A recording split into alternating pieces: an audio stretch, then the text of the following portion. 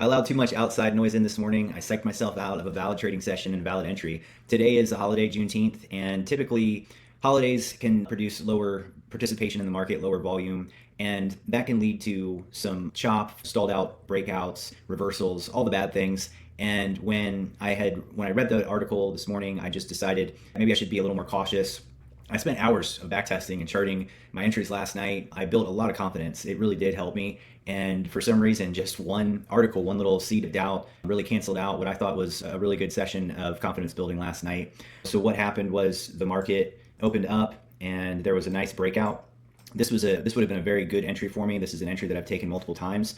And at this point, it ended up running 5-to-1 risk to reward ratio. It is 17 points, which isn't as big as some of the ones that we've seen with gold. Sometimes it can be 35, 40 points, but this is a good valid setup nonetheless. And I think that honestly, just from that fear of what could happen, what is the news saying, that literally prevented me from taking this entry, taking this setup. So I think that my new process now just has to be no analysis before the session, only after. Only analyze what I've actually done. The most that I will do prior to the start of any session is identify the structure on the chart. So it did break here, it did go back up and retest, and then like I said, it went on a nice long run, and it's continued on at that point. It's never really gone beyond that. So it would have been a nice trade. It would have been something that I'd been happy about. It would have been something that, I would have had something to think about positively all weekend. From last night, putting in the time to build the confidence, and then this morning going in and actually executing would have been really a big victory in a short 24-hour window.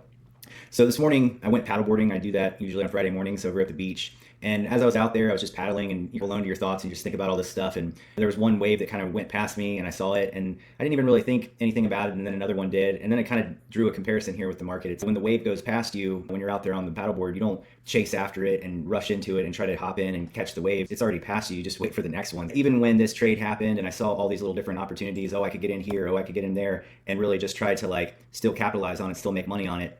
I started realizing that's the same thing. It would be foolish to think that I'm going to go catch a wave that's already broken and already drifted way down the shore. And that's the same thing here. I'm glad that I didn't do that. That's something that I would have done a couple months ago. In fact, I wish that I would have been videoing myself a few months ago when I was doing wild stuff like that, just to really see how far I've progressed since then.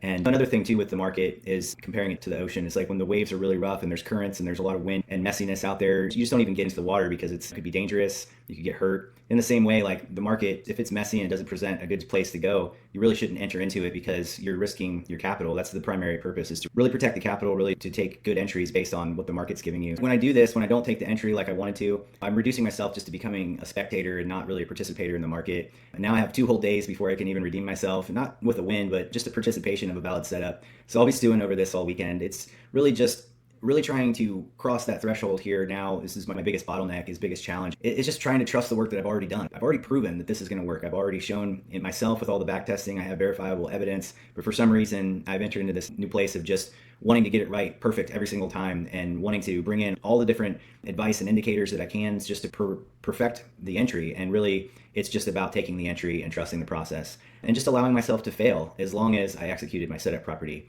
So my goal really moving forward is just to allow myself to just trust the work that I've already done and be okay with failing. If I go in and take a setup that was executed properly, everything was done exactly how it should be, and it still fails, then that's okay. That's the biggest thing that I'm really trying to work on at this point.